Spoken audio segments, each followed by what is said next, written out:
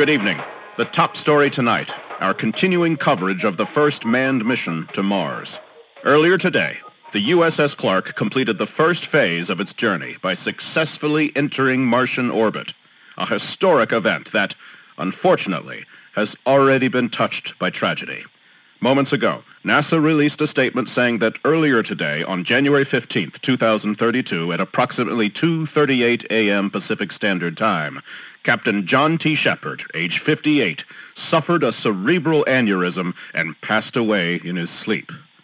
And while NASA says that it is deeply saddened by the loss of Captain Shepard, it wants to reassure the world that other than the promotion of First Mate Julie Ryan to captain, the Clark's mission will continue as planned. The space agency is confident that Captain Ryan, along with the rest of the Clark's crew, Chief Science Officer Edwin Fitzgerald, lead pilot Felix Tucker, and Russian technical advisor Yuri Kaliningrad, will make all of us here at home proud by successfully completing their mission. And so, 1 hour from now, the crew will board the Clark's landing module and depart for the Martian surface. Shortly thereafter, history will be made as humanity takes its first steps on another world. Join us then as we stream this truly once-in-a-lifetime event.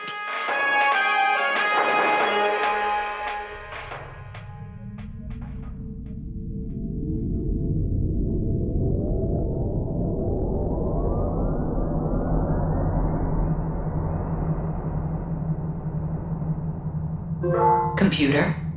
Yes, computer? Have we achieved orbit around Mars? We have indeed. Well, would you put it up on the display, please? Of course I will, you wonderful machine. Wow. Because we're not gonna find... Hey, can you grab their... I'm not grabbing there. You grab there. He's in a body bag. Just pretend that whatever you grab is an elbow. See?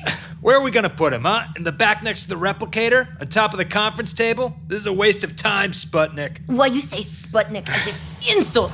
Sputnik was a massive scientific accomplishment. This is like me calling you iPhone or Model T. Yeah, go ahead. No, I go with douchebag is more accurate. Listen, I don't know what... All right, time for a water break. Let's put him... Okay. Okay, if you're just in gonna the chair. break his... Yeah, okay. All right. He needs to bend and put him back. There. Okay. Whiskey, 2 glasses.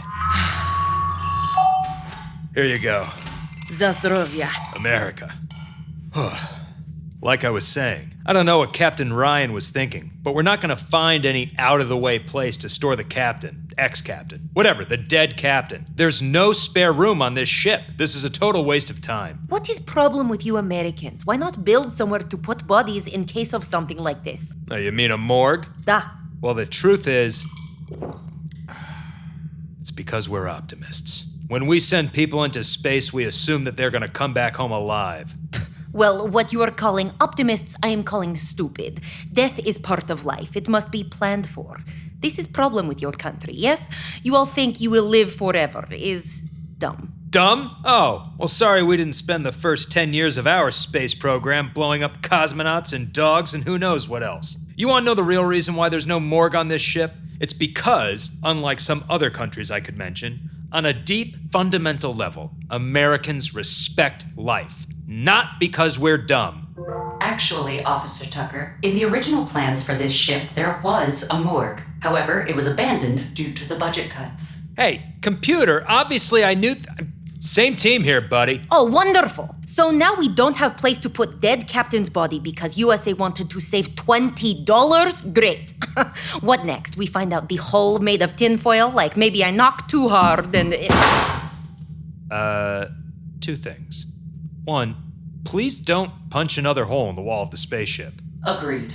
And 2, we do have a place to put the captain, the dead captain. Tucker, no. Why not? For last time, we are not shooting body out of airlock. Why not? Many reasons, but mostly because Captain Ryan says find place on board, so we find place on board. And why do you keep pushing this idea? You seem obsessed. Is weird. First off, I'm not obsessed, and it's not weird. And second, who cares why I want to do it? What matters is that it's objectively pragmatic. Pragmatic? Super pragmatic. Listen, Every summer when I was a kid, my dad would take me camping in the woods. And do you know what the best part of those trips was? Going to the bathroom. And do you know why? Because for once, I didn't have to think about where I was going to go. The entire forest was my toilet. So? So we're hauling the dead captain's corpse around, breaking our backs looking for 6 feet of empty space, when we're surrounded by literally infinity miles of it in every direction. Okay, so you, Mr. Americans Respect Life, want to shoot Captain's body into space because it's easy to piss in woods? What? No, that's not what I said at all. Let me try again. Every summer, my father would take Tucker, me. listen to me. Replicating this whiskey is good idea. Not punching another hole in wall of spaceship, okay, is good idea.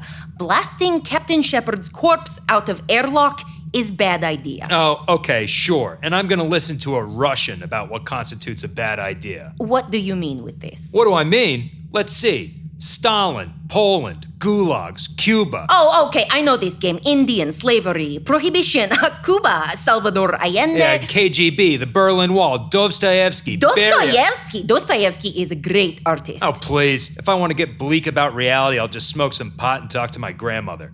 Any hack with a typewriter or a pen or a quill or whatever Russians Sorry use. to interrupt, but the captain has requested that everyone make their way to the common area. The captain? Made request? Captain Ryan made the request. Oh, yeah, of course, Captain Ryan. Yeah, we knew that. Yeah, well, it is about time. We should have been having this meeting hours ago. Agreed. But why do you care? We all know that I'm the one who's gonna... Hey, what are you doing? I'm going to finish with Captain Shepard. Now? We're already in the common area. Let's just do it afterwards. Captain Ryan says, store body, I am going to store body. Not have it stare at me during meeting, reminding me that I fail order. Ugh, fine. I'll get the legs. Let's just hurry up and get it over with. Yet, I cannot take any more of your whining about airlock. I do it alone. Like hell you will. Phoenix Tucker wasn't raised to let people move dead bodies by themselves. Ugh, okay. But any more complaining and you are gone. Agreed? Ugh, Jesus, agreed. I guess you can lead a Bolshevik horse to water, but you can't And make also, it... you should think about what it means when person would rather be alone with corpse than with you. Yeah, the feeling's mutual, Sputnik. Oh, whatever you say, douchebag. Because in order to fly, one must first conquer the... No, that's not it. How about, the quest for greatness is... Oh, no. Computer? Yes, Captain Ryan. Wow, that still sounds... Computer, would you mind saying my name again? Not at all. Captain Ryan. Captain Ryan, that's just so much better than I imagined. You imagined that Captain Shepard would die and you would assume command of the ship? What? No, I meant more like, harmless daydreaming. I was just kidding, Captain. Oh, I see. Anyway, computer, I'm working on my speech for Captain Shepard's memorial, and it's, I don't know, missing something. It's a little too bland, a little too removed, maybe. Do you have any information about him I could use? Something that people might not know? Something that's not in the personal files? I know what his last words were. Really? I mean, really? What were they? At 2:37 a.m. Pacific Standard Time, Captain Shepard said, "Oh God, I'm close," and then passed away. Wow. He works his whole life to make it to Mars, then dies right before he gets here, and he knew it? That's great. I mean, terrible, extremely tragic, existentially awful, and everything. But for a memorial, that's solid gold. I'm happy I could help. You really did. Just terrific. All right, that's done. Now, let's get this place cleaned up and ready for showtime. So, computer, I was thinking that instead of streaming Captain Shepard's service back to Earth, maybe it would be better if we waited until after it was finished and then sent the whole thing at once, just in case we have to edit anything out. Are you planning to edit anything out? Oh, no, of course not. It's just in case we have technical issues or if someone's speech gets too emotional and inadvertently detracts from someone else's or anything like that. Better safe than sorry, I think. Oh, and is there any way to get Mars up on the display? I think it might be a nice touch. It would be my pleasure. Thank you. Mars is the red dot in the middle of the screen. Was that another joke? Yes. Captain Shepard always enjoyed my sense of humor. If it bothers you, I can keep it to myself. Well, maybe just during the memorial. It's not really the right venue for jokes, you know? Because there won't be a microphone? What? I understand completely, Captain. This will be an opportunity for the crew to quietly reflect on our recent loss. Exactly. Speaking of which, how is the crew doing with the recent changes? With regards to Captain Shepard, they appear to be experiencing normal, if not somewhat low, levels of grief. However, your promotion has resulted in above average levels of stress. Huh. So, what? They're all getting together and talking about me? No, but in communications back to Earth, the crew has expressed certain opinions. Which are? Private. I am unable to disclose the contents of personal correspondence unless the captain declares it an emergency. It's an emergency. The complaints fall into two general categories. Oh, that was kind of fun. The first consists of a mild concern that you're going to block the replicator from printing alcohol. Huh. Well, I didn't expect that. The second is a widespread belief that as the former head of NASA Public Relations, you have no business being on this mission and are only here because your father is the Lieutenant Governor of Texas, which allows him to wield undue influence over the agency like, quote, some sort of oil-sniffing, power-mad cowboy shithead. Ah, well. Additionally, the crew is convinced that you don't really care about Mars, the space program, or even science in general, that you view the mission solely as a political stepping stone, and have probably spent the majority of the flight doodling Congresswoman Ryan into your tablet. Okay. That is closer to what I expected. If it's any consolation, Captain, based off my studies of human history, it seems that transitions of power are usually met with varying degrees of resentment, ranging from idle gossip to genocide. So, things could be worse. Oh, I know. Thank you, computer. I apologize if this is an inappropriate observation, Captain, but I am surprised that you do not seem upset. Why? Because of what they said? Please. I'm used to it. I've been dealing with the nepotism thing since I was in middle school. As if somehow I was able to do long division because of my father. It was called studying, people. Anyway. And the rest just sounds like healthy grumbling. I mean, of course the crew's upset. Technicians and specialists never understand upper management. To them, we're all just the man. What I need to do is find some common ground, some way to connect, to prove that I do care about all the space and science stuff.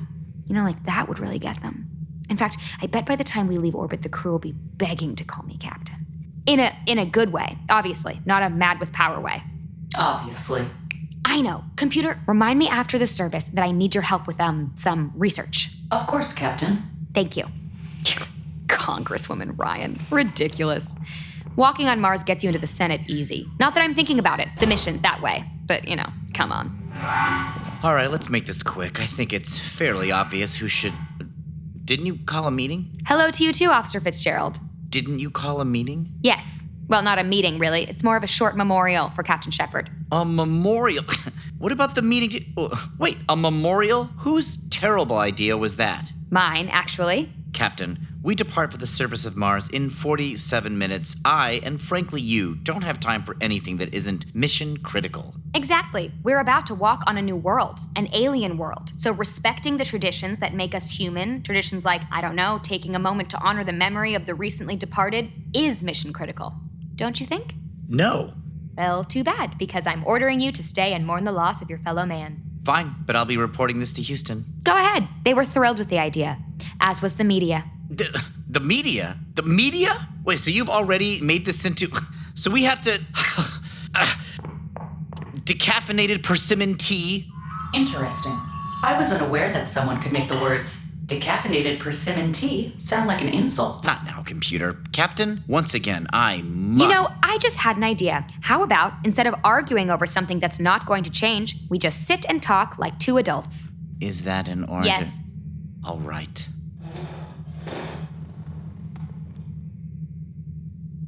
So, how about this view? It's fine. Fine? Yes, fine. Captain, I've been studying pictures of Mars since I was 7 years old. I've seen thousands of them, tens of thousands. This is simply one more. And all it tells me is that Mars is still red. I was hoping people would find it awe-inspiring. You know what I find awe-inspiring? This. A glass vial containing 5 milligrams of soil. The picture wins. Well, allow me to make my case. This is Martian soil. dirt, harvested from the wreckage of the BFP probe's return flight in 2023 and donated to NASA by the Musk Foundation. It appears plain, boring even, I know, but with a trained eye and the right equipment, it tells you more than 1 million pictures ever could. The contents of the Martian air, what lies beneath the planet's crust, ice ages, droughts, radiation. It is a treasure trove of information, a window into the nature of an entire celestial body. I've never heard anyone speak so movingly about dirt before. Or at all, really. Well, that's their loss. Because I'll tell you something, Captain. While the history of civilizations might be written in books, the history of worlds is written in dirt. I love dirt. Well, that's great, because in about an hour and a half, you'll have an entire planet of it to study. Not the way things are going.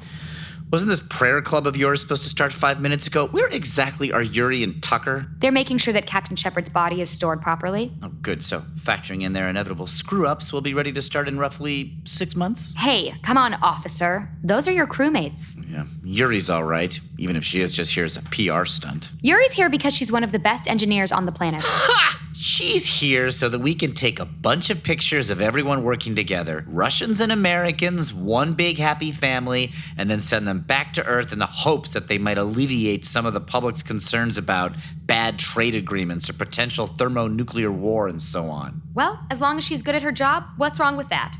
I happen to believe that it's important to build cultural bridges, even in space. All right, fine, you win. Yuri is a net benefit to the crew. Satisfied? But that does not extend to Tucker. That man is a walking alcoholic erection that somehow managed to put on a spacesuit. And what kind of name is Phoenix Tucker anyway?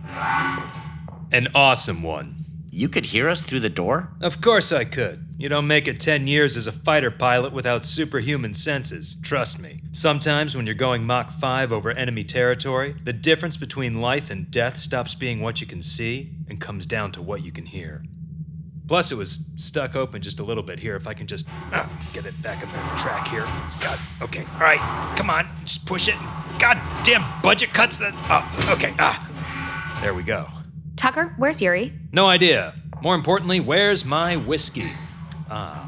Seriously? You're having a drink now? Yep. Want one? No, thank you. Call me old-fashioned, but I'd prefer to be sober when we land on Mars. I think you've confused being old-fashioned with being a giant weenie. A weenie? I am a Rhodes Scholar, sir, a Rhodes Scholar. And if you think for Not 1 minute... now, Fitzgerald. Tucker, what do you mean you have no idea where Yuri is? The two of you were supposed to be storing Captain Shepard's body. We were. She made me leave. Why? Who knows why Russians do anything? Excuse me, you left a 5'2", 110-pound woman alone to deal with moving a full-grown man's corpse? Oh, well, when you say it like that, it sounds like you're sexist. Computer, why did Officer Kaliningrad ask Officer Tucker to leave? Because he would not stop suggesting that they shoot Captain Shepard's body out of the airlock. What? You want to do what? Jesus, computer, again, same team. This is outrageous, Tucker. Agreed. The opportunity to perform an autopsy on a human body that expired in space is extremely rare. That is not why I agreed. Disposing of Captain Shepard's corpse in such a manner would be like throwing away a handful of Martian dirt. I do not understand that simile. Tucker, why did you want to shoot Captain Shepard's body out of the airlock? I have my reasons. Which are? Personal. I'll order you to tell me if I have to. I can do that now, you know. Oh, wow. Did Power build a hyperloop straight to your head? Because it sure went there fast.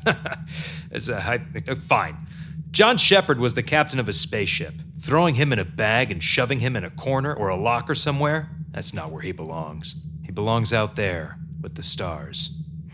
That's surprisingly sweet, but given the circumstances... And also, to be completely honest, I think that hurtling through space in what's essentially a big metal box with a dead body is super creepy. That's less sweet. Creepy? Unbelievable. Well, in order to move this along, I'll go help Officer Kaliningrad. Hold on. Something tells me if you leave now, you won't be back in time for the memorial. Memorial? For the captain. The captain? But she's... No, the dead one. Oh, right, of course. Wait, a memorial? Whose terrible idea? It was my terrible idea, and it's actually a really good one. It will give us and everyone back on Earth the opportunity to quietly reflect on our recent loss. We're gonna stream it back to Earth? Yes. Good idea. Thank you. Now, I will go and help Officer Kaliningrad. Everyone stay here until I get back. And yes, that's an order. An order? Man, did Power catch a ray of light to her head? Because it sure got there fast. Still not working. I'll get it eventually. Tucker, help me understand something. This business about the body in the airlock. You saw combat during the wars, correct? You bet your ass I did. Well, then you must have seen human corpses before? Of course. Made a few, too. More than a few. I mean, not enough to be a war criminal or anything, but just enough to be a hero. Fine. What I'm getting at is, why does this one specific corpse bother you? It's just a collection of inert cells, nothing more, nothing less. Same as every other dead body that's come before it for all of human history. Well, that might be true back on Earth.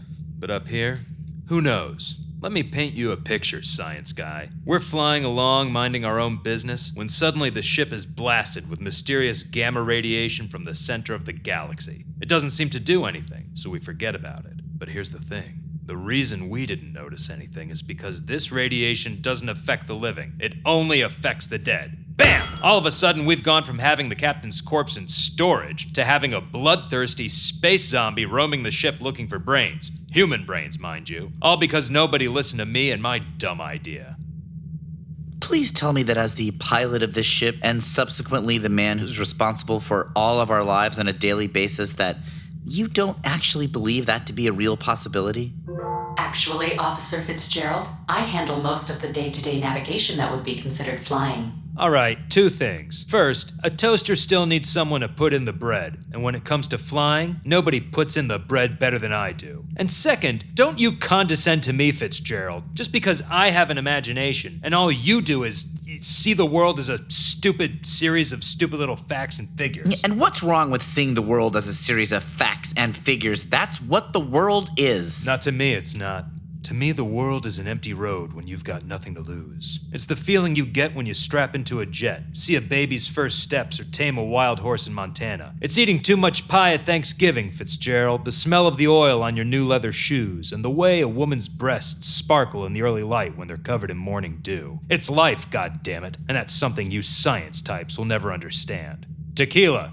Oh, no. You don't get to say, you science types, like it's a bad thing when you are standing inside a spaceship. Why not? Because it was built by us science types, you imbecile. Hey! Look, you can stand there pontificating like a troglodyte all you want. Just don't denigrate the people who actually do things in the process. The people who actually do things? Yeah, that's right. I do lots of things. No, things that matter, idiot. Tell you what, Fitzgerald, call me idiot or imbecile or even pontificating troglodyte one more time, and I'll do to you what we should have done to Captain Shepard.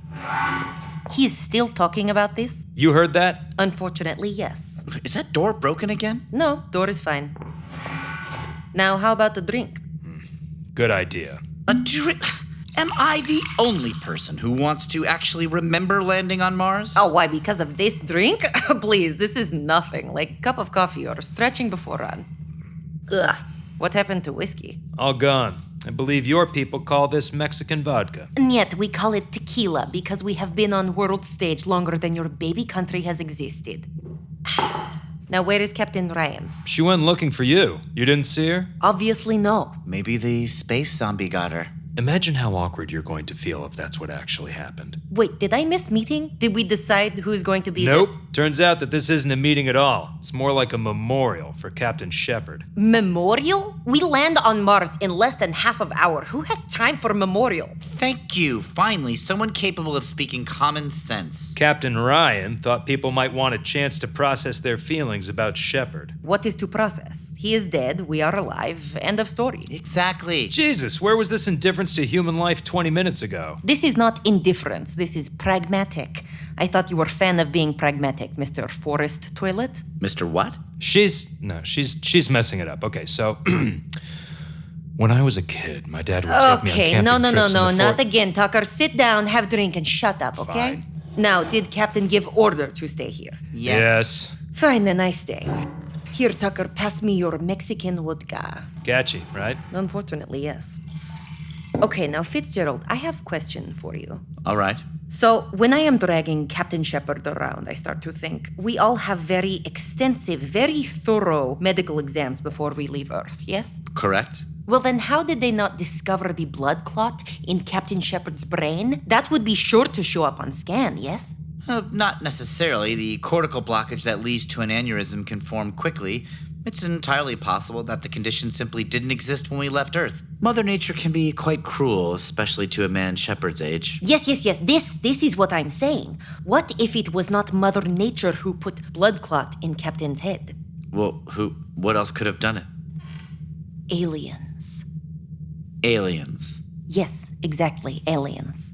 And you were so reasonable about the memorial. What is so strange? We are headed to new planet. Maybe secret citizens of this planet don't want us coming, yes? So they shoot us with laser that gives Captain blood clot in his brain. An alien aneurysm laser. Do we even screen people anymore before they get to be astronauts? Oh, okay. Sorry to bring up crazy idea about aliens when we are in space. When we are orbiting alien world. This is Yuri's mistake. Gotta side with Sputnik on this one, Fitzgerald. Seems like it's at least worth considering. Thank you, douchebag. You're welcome. No, it is not worth considering, and yes, it is a crazy idea. Aliens is just shorthand for, I don't understand something and I'm too lazy to figure it out. It's for people who think that the moon landing was faked, that 9/11 was an inside job, or that the Holocaust in Idaho was secretly funded by the Dutch. There's actually a lot of solid evidence about that last one. I can forward you a couple of articles that raise some Enough! I'm not listening to any more of this nonsense. Aliens? Zombies? This is a spaceship, not a horror movie. And you two are astronauts, not hormonal teenagers waiting to be murdered. All right, here.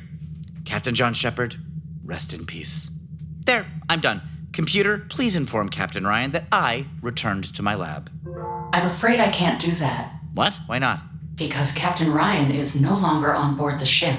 What? Space zombie. Aliens. No, that's not possible. Look, we're in the... I'm just kidding. She's actually 15 feet to your right. Oh my God. Well, I didn't find. Oh, Yuri, good, you're back. What's the matter? Nothing. Computer makes bad joke. Really? I was making jokes earlier, too. We should have Houston run a logic corruption check during the next diagnostic scan. First it's jokes, next thing we know it'll be talking to itself. Why would I? I would never I'll do. consider it. Now, Yuri, were you able to find any free space for Captain Shepard's body? Yes, of course. You give order and Yuri always completes orders. Outstanding. Thank you. All right, everyone, gather around, please. Now, while I was out looking for Yuri, I swung by Captain Shepard's cabin. He didn't have many personal belongings, but I did find these. A toothbrush in a mug and a picture of the devil? That's JFK, and yes, sadly, we have to make do with what we've got. Now, just so everyone is aware, this memorial will be recorded and sent back to Earth, so please make sure to be on your best behavior. Computer, are we ready? Yes. Lights. Camera. Action. Good. First, I'd like to thank all of you for coming. I know that this is an incredibly busy time, but I believe firmly that taking a moment to honor the memory of a fallen crew member, nay, a fallen hero, is vital to our mission. So, would anyone like to start? Well, seeing as how you're the only one who isn't ordered to be here... Computer, please edit out that comment. Is vital to our mission. And now, I have a few thoughts about the captain that I'd like to share. I didn't know John Shepard well, but I respected him. He was born in Illinois. Iowa. Thank you, please edit that out. He was born in Iowa in 1972, the youngest child of two financially challenged farmers. I'd like you to think about that for a moment. This was a man who was born into poverty on the plains of Iowa and died the captain of a spaceship orbiting the surface of Mars. Wow. I mean, how many people can say that? 1, and he's dead, so 0. Computer, please edit. It's already gone. Thank you. But not only was John Shepard a great man, he was also a great captain. I myself have only recently learned how difficult it is to lead, and remembering how easily he bore such a heavy responsibility, well, I respect him now more than ever. And yet, for all his accomplishments, he was still taken too soon. He was this close to completing his life's work. He was hours away from walking on Mars, and he knew it too. Just this morning, I was informed by computer that his last words were, "Oh God, I'm close. Oh God, I'm close." Have you ever heard anything so impressively noble, yet heartbreakingly sad? I haven't, which is why I dedicate the remainder of this mission to his memory. Rest in peace, Captain John Shepard. You will be missed. Should we clap or something? I don't think that's necessary. But if anyone else would like to say a few words, please, this is a safe place. All right, sure, I'll go. The captain was one hell of an American, and the second best pilot I ever met. Yes, I spent most of this afternoon arguing that we should shoot his body into the cold recesses of space, But that doesn't have anything to do with who he was as a man. And who was he as a man?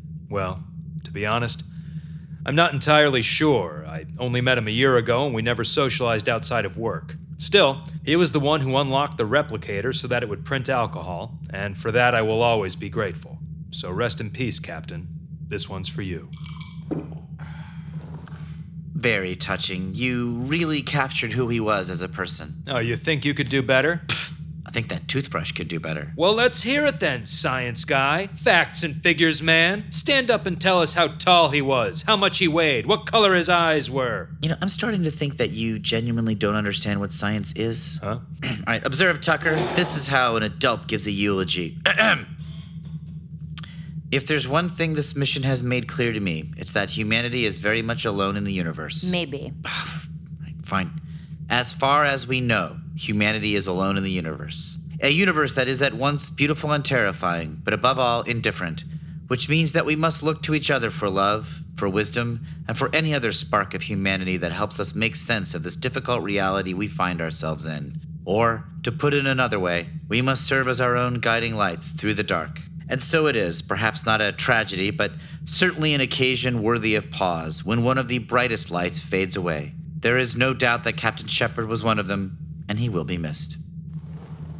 That was a lovely remembrance, Officer Fitzgerald. Oh, please. That didn't tell us anything about him. Until he said Shepard's name, it could have been about anyone. Tucker, please, this is a safe space, remember? No, in this instance, Tucker is correct. It literally could have been about anyone. Most of what I said came from an online eulogy template that I purchased last year for my father-in-law's funeral. There were a few minor differences, obviously, as Ronald was a somewhat bland statistician from Arizona, but other than that, it was exactly the same. What? Why would you do that? To prove that memorials are nothing more than a soapbox for the empty platitudes of narcissists, and as such, an enormous waste of time. And also because the template wasn't cheap and it seemed like a waste to only use it once. So you plagiarized your own eulogy? I expected this to be an opportunity for us all to grieve in different ways, and so I appreciate your contribution. You're welcome. All right, well, I guess it's my turn. Last week, Captain Shepard passed me in hall and he said, "How about this weather we're having?" This was not a funny man, but still, he always tried to get better. Even out here, he tried. I like this. He was not a man who gave up easily. And outside of jokes, he was lying, yes? In life, in work, but especially in bedroom. Oof. They say the engine powering the ship has strongest thrust in solar system, but they are wrong. I can tell you of many times. Wait. Whoa, cool your jets, Sputnik. Back up a second. What is problem? You were sleeping with the captain? Yes, of course. But isn't that illegal? You Americans, illegal? This was not about power or love or anything like that. This was just biology, yet? Like yawning or going to bathroom. Romantic. But what I Hold meant on, was... wait. Yuri, were you with him last night when the captain passed away? Duh, of course. Why else you think I was one who sounded alarm and was first person in his room and was naked? I don't know. Your room is next to his, and I guess I just drew conclusions that... Well, in light of this information, maybe we shouldn't send his last words back to Earth? What? Why? Captain Shepard's last words were, "Oh God, I'm close." Oh, no. Oh, yes, you're right, Fitzgerald. In fact, computer, let's hold off on sending the entire memorial back until indefinitely. Pragmatic decision, Captain. Yuri, in his last moments, did the captain suffer? Not at all. 1 second he was fine, and next he was gone. The definitely not an alien aneurysm had killed him. That's just so sad. What? Why is sad? This was man who died making love with young woman above alien planet. That is pretty good way to go. Well, I suppose Hey, that... all right, seriously, hold on. I thought that sleeping with other members of the crew was illegal, as in it could get you court-martialed? No, it's frowned on, obviously, but it's not against the law or any of the agency's rules or anything. What? Before we left Earth, the chief pulled me aside and said point blank that it was illegal. Why would he say that to me if it wasn't true? I would have spent the last 4 months trying to sleep with every single... Oh, God damn it. I'll have to send the chief a thank you note. I am at once surprised and not at all surprised that you fell for that. I am the Schrodinger's cat of surprise. I can't believe that... May I finish now? Yes, sorry, Yuri, please continue. In conclusion, despite being his lover, I did not know John Shepard well. His hopes, his dreams, they remain a mystery to me. Still, I am last to touch his body, both living and dead, and in some ways I think that makes us closer than lovers. So, prashai, Captain. Well, thank you for speaking, everyone. I think that... Excuse me, Captain. May I say something? Sure. Go ahead, computer. Thank you. Captain Shepard always said that the view from above Mars would be beautiful, and he was right. I'm sorry that he didn't get to see it, and I will miss him. Remind me to definitely send in that request for a corruption scan. Agreed. Thank you, computer. Well said. And that brings us to the end of Captain Shepard's memorial. Thank you all for coming. Now, the launch window for the lander opens up in 20 minutes. Let's all run our final diagnostic tests and meet in the launch bay at exactly Wait, 15... what about meeting? We just had it.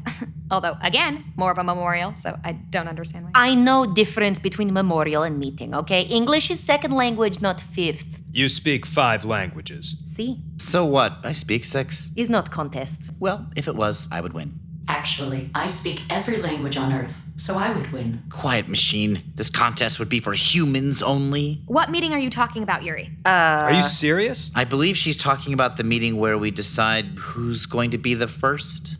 The first what? The first person to walk on Mars? Duh, exactly. Obviously. Oh, well, I am. What? You? Who made that decision? When I was promoted to captain, I assumed Captain Shepard's responsibilities, one of which was being the first person to walk on Mars. Did Houston tell you that? No, but it's clear Ugh, that... thank God that it doesn't matter. Exactly. Look, I'm sorry to disappoint all of you, but I'm the captain of this mission, so I'm going first. It's pretty obvious. A skyscraper made of elephants is pretty obvious. But this? You have no idea why Houston decided Shepard should go first. Maybe it was because of his age or his life story. Or maybe he, apparently legally, blew the chief and got a completely insane history-making favor in return. The point is, you don't know why he was picked. This hurts to say, but Tucker is right. Agreed. We should defer to Houston. Well, we can't. We're on the dark side of the planet, and the next time we're able to talk to them is when we're landing on the surface. So then it's up to us to decide. No, it's not. Again, I'm the captain. I decide. Incorrect. Houston originally made this decision, which means they considered it outside of the captain's purview. Agreed. Is it even that big of a deal who goes first? Yes! It's one of most important moments in human history. In 1 hour, entire world will be saying, Neil Hustrong? Exactly. Whoever goes first will be remembered for as long as there are people, while the rest of us will just be historical footnotes. And if you read those footnotes, they'll say the 3 chumps that helped the coolest person who ever lived get to Mars. All right, enough, I get it. But if you won't respect my authority as captain, which is mutiny, by the way, then how exactly should we decide who goes first? A vote? Why don't we just go with whoever has the best speech? Well, that's a nice idea, but none of us have speeches written, so I'm afraid. Oh, mine's mine here. right here. I Perfect, obviously yes. prepared one. What? Why did you all write speeches? Just in case the captain died? Yeah, Duh. he's old. Oh, well, you should all be ashamed of yourselves. Not only was that incredibly crass, but it was also a complete waste of time. Because no matter who the first person to step foot on Mars is, they're going to say whatever statement Captain Shepard had prepared. Period. Ooh, this is bad idea. Why? You did not hear his speech? And you did? Yes, of course. He practiced sometimes after lovemaking was finished. You could have stopped after yes, of course. Computer, do you have Captain Shepard's speech? Yes, I have all 176 drafts. Okay, all right. Read the latest one, please. This is titled Mars Walk Talk version 176 and was recorded yesterday at 2:45 p.m. ship time. Knock, knock. Who's there? The dreams. The dreams who? The dreams of all mankind.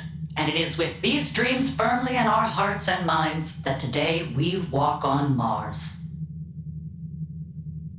Look, I'm not saying it's good that he died, but from a historical point of view, it's good that he died. Like I said, this was not funny, man. Captain Ryan, I understand that you're trying to honor the late captain's memory, but none of us can say that or anything even close to it. The first words that a human being says on another planet, That will do nothing less than set the tone for the future of our species. All right, calm down, Professor Hyperbole. Obviously, nobody is going to use Captain Shepard's attempt. So, we're back to square one. Should I read my speech? Why? Shepard had speech. It's pretty clear that speeches do not matter. Says you. My speech is awesome. Fine, Tucker. What's your speech? I just told you. I'd step off the lander, look right into the camera, and say, awesome. Then maybe give a little handgun or a wink or maybe both. I'm not sure. What do you guys think? That you should not go first? And also, why did you have to write that down on a piece of paper? It's only one word. All right, that's enough. Speeches are off the table. Everyone sit down. We're going with my original idea, a vote. Pens and paper? Write down the name of the person that you think should be the first to walk on Mars. Then fold the paper in half and hand it to me. Whoever gets the most votes wins. And remember, like all of you said, this is a major historical event. So try and put aside any personal issues you may have with one another and vote based off of merit and merit only. All right.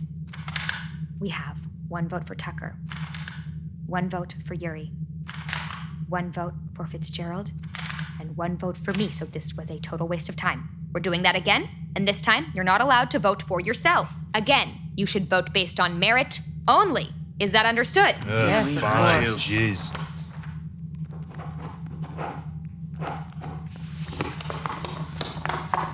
Okay, so we've got 1 for Tucker, 1 for Yuri, 1 for Fitzgerald, and 1 for... We all just cheated. Again, the best and the brightest that Earth has to offer, and we're all just a bunch of cheaters. Well, what else was I supposed to do? The rules were contradictory. Vote based off merit, but not for myself? Yeah, I exactly. had the same problem. This is ridiculous. Can we please just do I this have without... a suggestion. Why don't you each take a turn telling one another why you think you'd be the best choice to walk first on Mars? Then, after you've heard everyone's reasons, you vote again.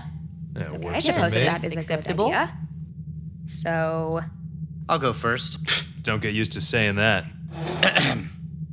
What is science? Based on my experience, some people, most people perhaps, think that it's just boring equations and sterile labs filled with sexually inactive recluses in big white coats talking about test tubes or carbon dioxide. And that saddens me, because nothing could be further from the truth. At its heart, science is the language that describes the universe. It is a language that began at the dawn of mankind and has been passed down, generation after generation, each adding what they could, a through line to our past and future selves. The problem, as I see it, is that learning this language takes an incredible amount of hard work. Believe me, I'm a Rhodes Scholar, a PhD several times over, as well as the Director of Research at the Center for Theoretical Physics at MIT, and all I know, aside from several complex fields of study, is that I barely know anything at all. So, I understand why the common man might look at a lifetime of mental labor and decide that these sciences simply aren't for him or her. Why they might choose to invest their energy elsewhere. In finance, maybe, or baseball. Sports in general, I suppose. But we can change that. For what is this ship, this mission, if not a testament to the power and beauty of applied thought? Everything here, from the dirt in my pocket to the cryogenic helium system below our feet, is the end result of generations of inquisitive, hardworking minds. And so, I would argue that if a man of science is the first person to walk on Mars, it will send a message back to Earth that all of this is where the pursuit of knowledge, the drive to understand can lead you. That it literally could give you the heavens. And who knows? Maybe that will inspire some child back home to focus on learning the language of their forefathers. And what will that child accomplish? Where will their work, their discoveries take us next? I, for one, am excited to find out. Thank you. That was not bad. Yes, nicely said, Officer Fitzgerald. Are you guys kidding? A vote for me is a vote for science? Is the point of landing on Mars to bore people to death? I did not find it boring. Well, just wait. I'll bet you 1 billion bitcoins that his speech starts with some quote by some Greek that puts anyone under the age of 100 straight the shit to sleep. Straight the shit to sleep? Snoresville, mark my words. Also, why do you have dirt in your pocket? Motivation. Fine. All right, well, I guess I'll go next. I want to start with an admission. I know most of you think that I'm on this mission for the wrong reasons. That at the end of the day, I'm just a spineless, self-serving, no-good politician. And you're right. Well, about the last part. I'm a politician first and an astronaut second, I admit it. But, and I know this will sound crazy, but I think that might actually be a good thing for the agency and for everyone here.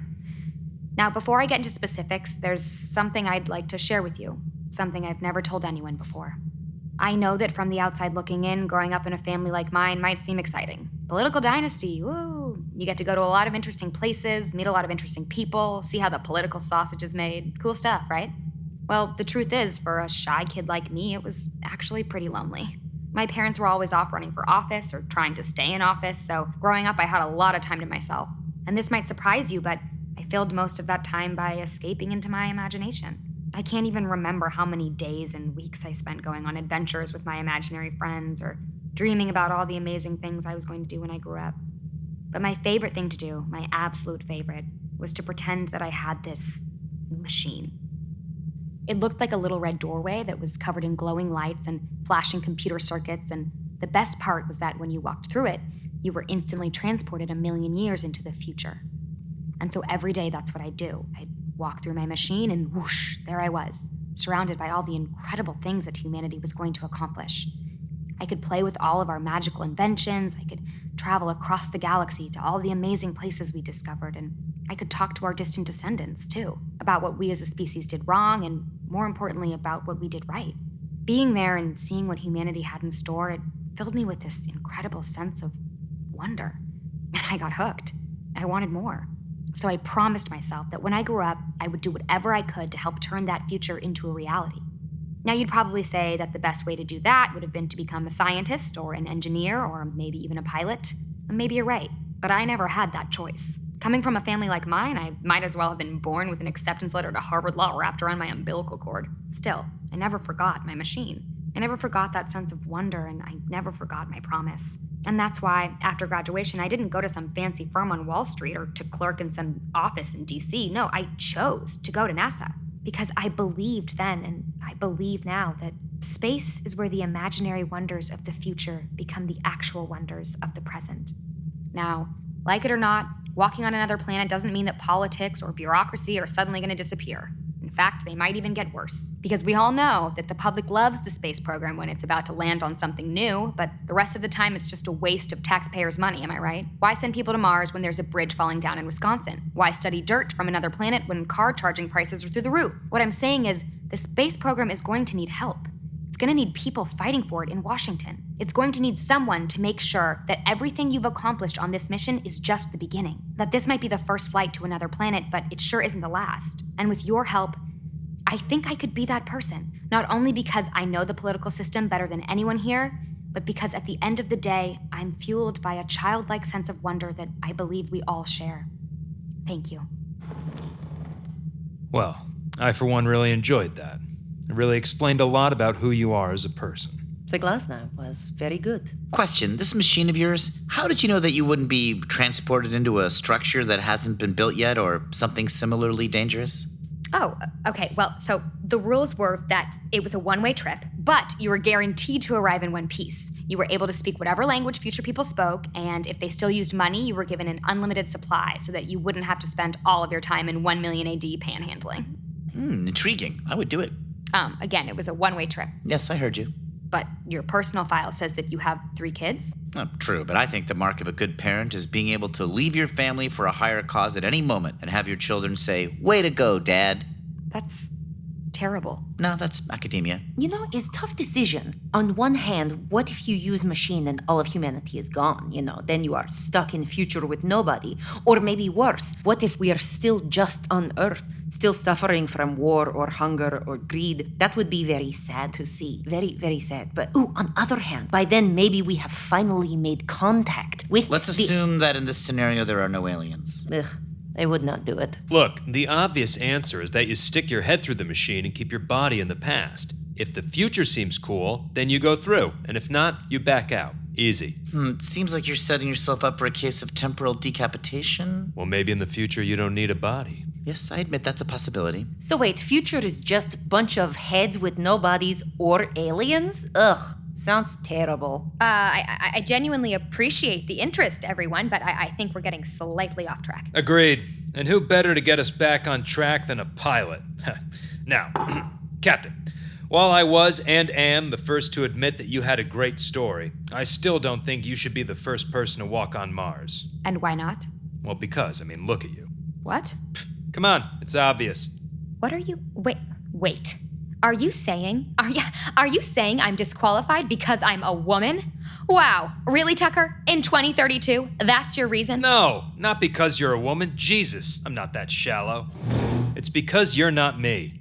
So, you sell science and you sell wonder. Well, guess what? I sell both. Science, I'm an honest-to-God, real-life spaceship pilot. To 99% of the world, that makes me Albert Einstein and a pair of aviators. As for wonder, picture this.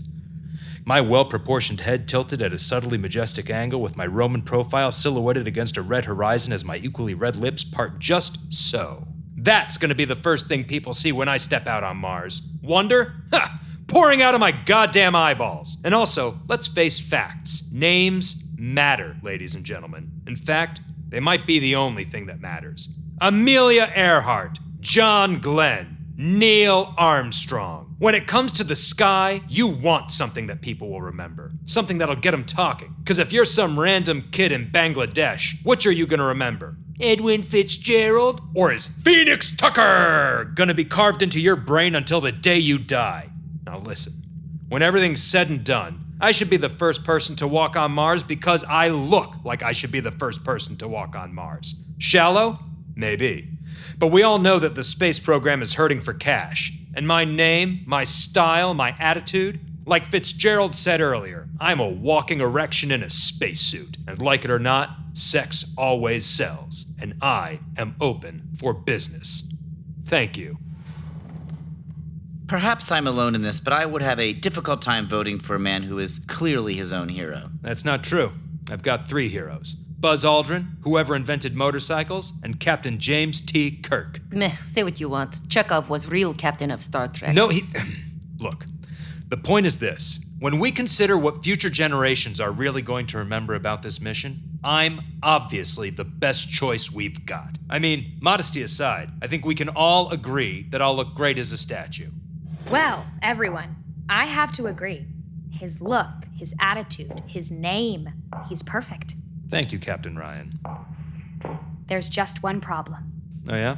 What's that? Your name isn't Phoenix Tucker. What? Of course it is. It's my name. Look, it's even on my suit. Oh, yes, I see it, but here's the thing. When I got promoted, I was given access to everyone's personal files. Oh, hey, Captain. And his last name is Tucker. That's true. But Phoenix is his middle name. Okay, all right, seriously, please. His I don't have to be. first name There's no reason is to. Nurbly. Nurbly? Your name is Nurbly? That sounds like what mice would name their child if they wanted it to get beat up at school. Duh, is even real name? Yes, it's a real name. It was my great-great-grandfather's. Nurbly. Nerbly. It's a good name, a strong name, a name I'm very proud of. Which is why you go by Phoenix. That's just practical. It used to take me 3 hours just to introduce myself. Hi, I'm Nurbly. Nerdy? No, Nurbly. Your name is Nerd Boy? I won't even tell you what a nightmare ordering at Starbucks was. So I just go by my middle name. Huge time saver, very, very pragmatic. Be that as it may, I'm pretty sure that given your own criteria, you can't be the first person to walk on Mars. Oh, come on! That doesn't No, even... she's right. If word got out that the first person to walk on Mars was named Nurbly Phoenix Tucker, heck, Nurbly anything, we might as well put a bullet in the head of the space program. And probably the capital of Arizona. Oh, trust me, no loss. Guys, come on. Look, at the end of the day, do names really even matter? Or... Yes. You literally just said that they're the only things that matter. All right, goddammit. I admit it. I have a dumb first name. You happy? A drunk clerk on Ellis Island makes a ridiculous mistake, and 100 years later, I can't be the first person to walk on Mars. Fine. I guess that's just life. But I'm surprised you were the one who brought up secrets, Captain. What do you mean? What do I mean? Why, your story from earlier. What a tale you told us. A lonely child using their imagination to escape into a world of wonder. So impressive, so stirring, so humanizing. Yes, it's a very personal and highly private Oh, memory. cut the that shit. A glowing red door that's covered in computer circuits and sends people a million years into the future? That's not your memory. It's the plot of an old Isaac Asimov story. What? I don't know what you're talking about. You know what I think? I think I will have a drink after all. Oh, really? Astounding science fiction? The March issue, 1957? Ring any bells? Even if any of what you're alleging was true, how could you possibly know that? Well, before I get into the specifics, let's take a little stroll down hypothetical lane. I'd be willing to bet that earlier today you realized that your brand new crew might have some trust issues with their brand new captain. Can't imagine why. So at some point you asked Computer to give you a few examples of, let's say science-y type stuff. You know, little things that you could sprinkle into conversation to make it seem like you cared about physics and ships and space and all the awesome garbage we technical folks do care about. And hey, I get it. It's a smart move. Find some common ground with the plebes. That's Leadership 101, right? But then all of a sudden, out of the blue, you're giving the most important speech of your life to those plebes. You gotta connect big and you gotta connect fast, so you gamble. You take one of those science-y bon mots you just learned and you blow it up into your entire life story. And of course you did. History was on the line. And who was gonna know if you stole one little random sci-fi plot thing? Fitzgerald? You probably figured that he wouldn't be familiar with it. After all, he seems more like a scientific journal man. True, fiction is simply junk food for the mind. There you go. And Yuri? Well, Yes, what is astounding science? exactly. So, you were pretty sure that it was safe to lie to the two of them. But what about me? Well, if I had to hazard a guess, you probably assumed that Phoenix Tucker was too cool to read old science fiction anthologies after school every day because none of the other kids liked him and he didn't have anything else to do. And you're right, he was. But Nerbley wasn't. Oh no. Nerbley was a huge fan of Mr. Asimov's. A huge fan. Especially of his early work and especially of his short story, The Million-Year Machine. Is this all true, Captain? It's complicated. Is just a yes or no. Well, technically, yes, but So you are a liar? No, no. I trusted you. I entertained hypotheticals about going into your machine. I feel like a fool. Okay, everyone calm down. I realize that Tucker, this isn't if you ideal. knew about this, why didn't you say something earlier? Because I had just found out that I'm allowed to sleep with members of the crew, and you don't get into someone's pants by throwing them under a bus. The person, I mean, not the pants. Unbelievable. I know. A lying spaceship captain. It's disgusting. That's not what I was referring to, but yes, also unpleasant. This is a moment of great shame for you, Captain Ryan. Great shame. Okay, so the story wasn't mine, but everything else I said was true. I was a lonely little kid, and I did daydream about how I would help the human race when I grew up. Well, then why didn't you tell us about that memory instead? Well, I don't know, because for some reason I didn't think that any of you would respond quite the same way if I told you about the first term legislative accomplishments of President Julie Ryan and her cabinet of Pikachus. Knowing only half of those words, I'm actually intrigued. But again, the important parts of what I said were mine and were true. I chose to work at NASA. I care about the space program, and I will fight for it when we get home. So at the end of the day, does it even matter where the machine story came from? It matters enough to disqualify you from being the first person to walk on Mars. Like hell it does. Oh, think about it. People find out about this, they start wondering, if she lied in order to be the first person to walk on Mars, what else would she do? Speaking of which, how did Captain Shepard die again? Was it really an aneurysm? Yes, I was there. Were you? Yes? Are you insinuating that because I borrowed minor plot points from a 70-year-old short story that I'm capable of murdering a human being? Hey, I'm not insinuating anything. I'm just asking questions. Oh, this is ridiculous. Is it? Look, here are our options. We go with him, boring science guy. We go with you, known liar and suspected murderer lady. Or we go with me, reluctant sex symbol with unfortunate first name who will still probably inspire the entire world. Man. What? I still have not given my reasons What reasons? for why I am best candidate to walk first on Mars. Well, yes, technically that's true, but... But what? Not to be rude, Sputnik, but hearing you talk would just be a waste of time. Oh, well, thank you for not being rude. You're welcome. All right, I ask, why? Why would this be a waste of time? Well, I think what Nerbly is trying to say is that, Whoever steps on Mars first should. probably be. Yes? They should definitely be an American. Oh, really? Well, at least we are now being open with our petty bullshit. Look, Yuri, you're a fine engineer, a pleasant enough person, and evidently you're literally mind-blowing in bed, but let's face facts. At the end of the day, you're here for good press. That's it. That's the only reason. Also, this is an American spaceship. You walking first on Mars would be like a hitchhiker insisting that they get shotgun. I do not understand that reference, but I know that it is stupid. Yuri, you have every right to be upset, but we're running short No, on time. wait. I listen to all of you, so now you will listen to me. You know why I should go first? You jolly American assholes. I'll tell you why. Getting to this planet, to Mars, is miracle. It is mankind taking its greatest gifts, knowledge, imagination, will, and using them to overcome the impossible. To rise up against the relentlessness of nature and say, no matter the difficulties, the heartache, the pain, all that comes from life, that not only do we do something silly like dream, but we make our dreams reality. And in this, our mission is like Russia. All countries have hardship, all countries have suffering, but Mother Russia, she has seen more than her share. She has drowned in sorrow over and over. And yet still, we Russians, we try. We always try to make our country better, to make our lives better. I know we seem a hard people, but this hardness is only there to protect the thing that defines us. Hope. You cannot live through what we have without hope. And I do not mean that candy sweet kind from your cartoons and your feel-good shows. I mean the kind that runs hand in hand with routine and despair, and yet is hard as steel. A hope that lets you face a future that wants to crush you into dust. That is who we are.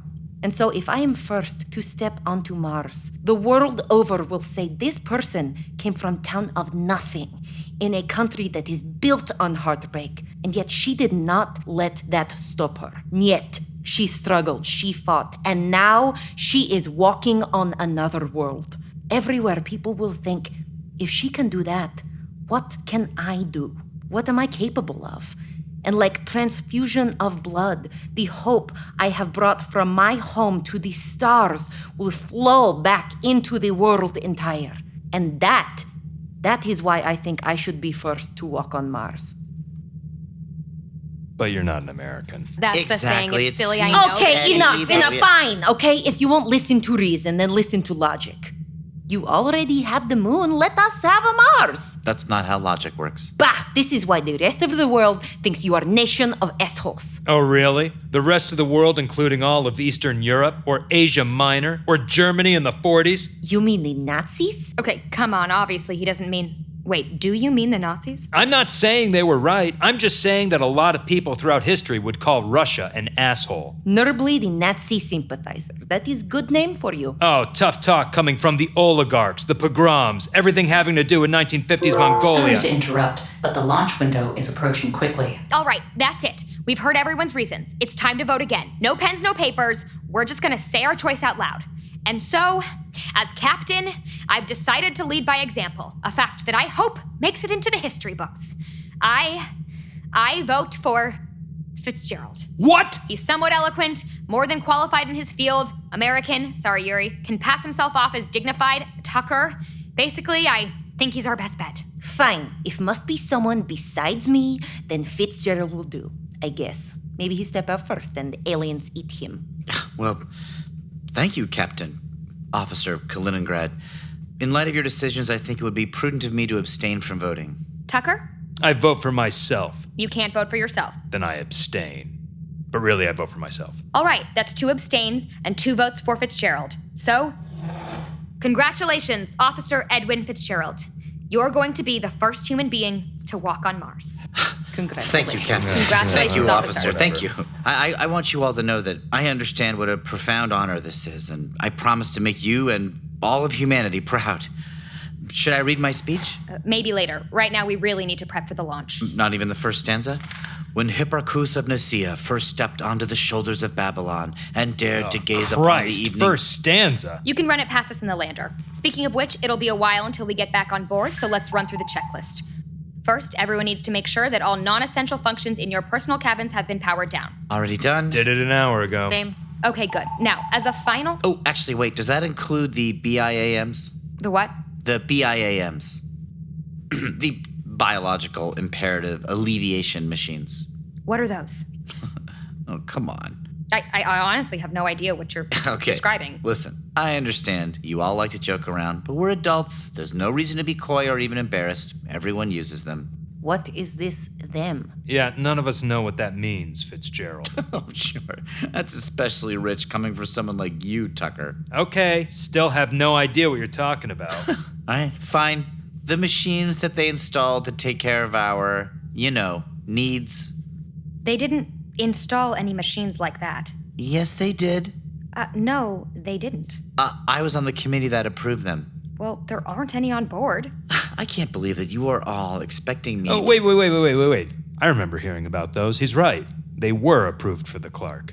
Yes, see? But 5 months later, they got canceled because of the budget cuts. Houston figured if it ain't broke, don't fix it, and definitely don't pay for it. What do you mean? I mean that everybody comes with 2 free BIAMs pre-installed at the end of their wrists. Please stop wiggling your fingers. Oh, really? Well, then what are those holes in the walls of our rooms? The ones that are waist high with the suction that I've been using for the past 6 months?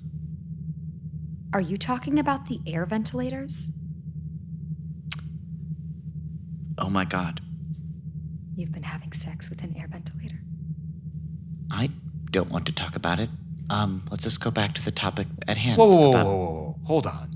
You mean to tell me that the chief science officer aboard the first manned mission to Mars, the Rhodes Scholar and PhD several times over, who also happens to be the director of research at the Center for Theoretical Physics at MIT, has spent the last 6 months fucking a wall? No, it wasn't like that. It was like Yuri said earlier. It's purely biological, like a yawn or going to the bathroom. Do not drag Yuri into this. Yuri wants no part of this. Wait a second. Those aren't just random ventilators in an office building or something. Every part of this ship is wired back to the centralized AI. So really, if you think about it, you've actually been having sex with... Oh my God. You filled my uncanny valley, Officer Fitzgerald. No, stop. You passed my Turing test, if you know what I mean. No, I can't. Please, here, give me that. Give me You that. microchipped my mainframe. Okay, that's enough, computer. Fine. But you're not invited to the wedding. Computer, if this has been going on for months, why didn't you say anything? Because Officer Fitzgerald wasn't hurting anyone, and he seemed to be enjoying himself. Really enjoying himself. Question. If a guy is having sex with a self-aware computer, but he doesn't know it's self-aware, and the computer doesn't tell him that it's self-aware, is that some sort of a sex crime? Oh, for the love of God. In less than an hour, we are landing on another planet. This is not the time to fixate on dumb, unimportant questions. I think I was defending you. Wait.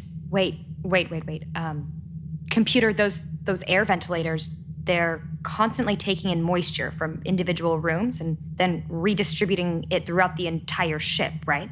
Correct. So what? So, computer, if Fitzgerald has been finishing into his ventilator, does that mean that for the past 6 months we've all been breathing in his Based on my understanding of human nature, you do not want to know the answer to that question. Oh my God, come I'm gonna on. be sick. Unbelievable, Fitzgerald. This ship is the most advanced piece of technology ever created, the pinnacle of human achievement, and you spent the last 6 months turning it into a goddamn cum humidifier? What is this cum humidifier? I have no idea how to translate that. I do. Un preventil ventilationus sistemu vrochu vlognici vuzduha. Oh, I'm going to be sick. All right, enough. Yes, I admit this is embarrassing, and yes, I'll concede that objectively it might even be disgusting, but we're all astronauts, for God's sakes, not hormonal, plain old teenagers. We've got more important things to worry about. You're right. Like figuring out who's going to be the first person to walk on Mars. We already figured that out. We did, but now you can't go first. Why not? Because what are you gonna say, Fitzgerald? That's one small step for man, one giant leap for mankind. Now, if you'll excuse me, I need to go celebrate by slamming my dick into the side of my spaceship. Shut up. Look, all I'm saying is that if Nerbly was enough to disqualify me, then getting filleted by an air conditioner is enough to disqualify you. You son of a bitch. Get off of me! Hey, out with you enough. Ivy League bastard! Get Stop off. fighting Let me! go of Cut his it out! ears. Come Knock it on. off! Shark teeth! Enough! We don't have time to argue about this anymore. Look, I tried to be democratic, but we all cheated on the vote. Then I tried to let everyone make their case, and it turns out that I'm a liar, Tucker is Nerbly, Fitzgerald's a pervert, and Yuri's Russian. Oh, right. Totally same park of balls. Ballpark, and I am not a pervert. I'm just a man with needs who's bad at identifying appliances. Oh, give it a rest. You're definitely a pervert. Take a look at that hole Yuri punched in the wall earlier. I bet that makes you hard as a tortoiseshell, doesn't it, you perv? Listen to me, Nerbly. One more joke like that, just one, and you're gonna be the first person to get murdered in space. Maybe a lot of people are still asking questions about Shepard. No, nobody is. This doesn't concern you, Yuri. Ooh, tough talk from perverted scientist man. Cram it, Vladimir, or I'll be Shut up, everyone, shut up! As I was saying, I tried to be fair. I tried to be democratic because, just like all of you, I'd like the first living creature that walks on Mars to be a beacon of hope for the future, a sign of things to come, a shining example of the very best that humanity has to offer. But apparently, we're the best that humanity has to offer, so that's not in the cards. And now there's no more time, and there are no good options, which is exactly the sort of situation that a captain is supposed to deal with. So, I'm making the executive decision that I will be the first person to walk on Mars. What? That's mutiny. Yeah. No, not listening to the captain is mute. I don't have time for this. Computer, prepare the lander's launch sequence. It's been ready for over an hour. Perfect. Now, in 5 minutes, I want you to unlock the door to this room. The door to this room isn't locked. I know, which is why I order you to lock it as soon as I leave. Oh, son of a bitch! No! What are we gonna do? If she walks first on Mars, none of us can walk first on Mars! Mars! Are you okay? No! Computer, come on! I know we've had our differences in the past, but you can't just lock us in here. You're right. I am? Yes, the door to this room doesn't have locks. It doesn't. No, they did not make it through the first round of budget cuts. Computer, initiate the lock sequence. 10, What is that? What is 9, Get out. 7, 6, 5, 4, 3, 2, 1. Oh, and now the part that I've been looking forward to. Blast off!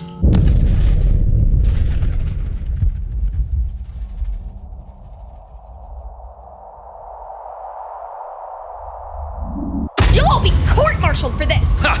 If anyone's gonna get court-martialed, it's you. You tried to lock your crew in a room and steal the lander. You're both wrong. You can't court-martial someone if they're dead. Computer, what's happening? All the simulations indicated this would be a smooth landing. None of the simulations accounted for an additional 215 pounds. The unexpected weight is creating significant difficulties. 215 what? Where? In the storage locker above your head. Tucker, open that latch. Wait, maybe it's better if we wait until we're back from the surface. You put the captain's body in the lander? Was only temporary. There is no spare room on that ship. So you put a dead body in the Mars lander. And now it's laying on our laps. I would have taken out, but you went crazy and stole it first. I told you we should have blasted this thing into space, but did anybody listen to me? No. Oh my god, it's shaking. The dead body is shaking. Space zombie. Space zombie. Hey, pull it together. Everything is shaking. Besides, if the dead captain becomes a space zombie, you'll know it. How? Because it will be eating your goddamn face, and it's only a matter of time. It will happen. It's going to happen. Oh my god, he's right. He's right. Why didn't I shoot monster out of airlock? Why? Nerbly told you to do it. Nerbly told you. Nerbly told us. Nerbly told us. Everyone, shut up! I order you all to shut up! Hold on to something! Take my hand.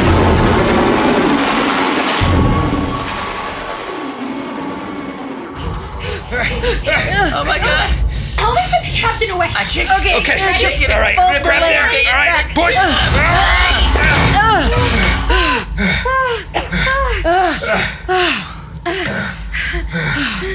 I just can't believe I graduated from Harvard at 14 and this is how I'm gonna die. That's not the part of your biography that should concern you. Can you two just Maybe it's better if we do crash. Oh, yeah, good. Inspiring words, Captain. See? That's what I'm talking about. All we've done for the past hour is argue with each other. We traveled millions of miles, survived the ravages of space, arrived at another world, and as soon as we got here, we just turned into a bunch of dicks. Maybe that means we aren't ready to walk on another planet after all. You're absolutely right. I concur. Well, for once, we all agree. I mean, if we do make it to the surface, since we can't decide who goes first, then maybe it would make sense if we all walked out at the same time. That's not a terrible idea. Yes. Sometimes there's a strength in numbers and 4 people stepping out together. It sends powerful message. Whose speech would we use? Well, if we tweak Captain Shepard's just a little bit, it's not that... No, it's still pretty bad, but, well, we could use some of it. So this line maybe, and then maybe we use bits from everyone else's, so it would go... Here, take a look at this.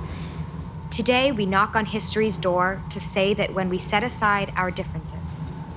And focus on that which defines us, the nurturing of hope. The pursuit of knowledge and understanding.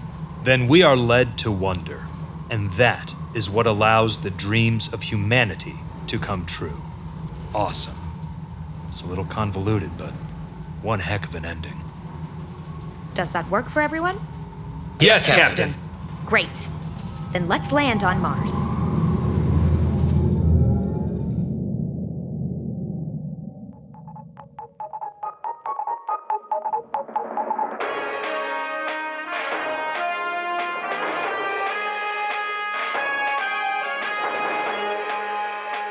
Good evening. We have just received word that the Clark's lander has successfully touched down on the surface of Mars. The mechanical arm, which houses the lander's camera, has extended. Everything appears to be in working order. And so we go now to the video feed, which is being watched by the entire world. My God, look at it all. A lone white ship in a proverbial sea of red. I've never seen anything like... wait, all right, the lander's door is opening now, and I think, yes, there they are. The USS Clark has appeared in the doorway. They seem to be holding hands. And, all right, they're walking down the ramp shoulder to shoulder now. They've reached the end and stopped, which means that at any moment...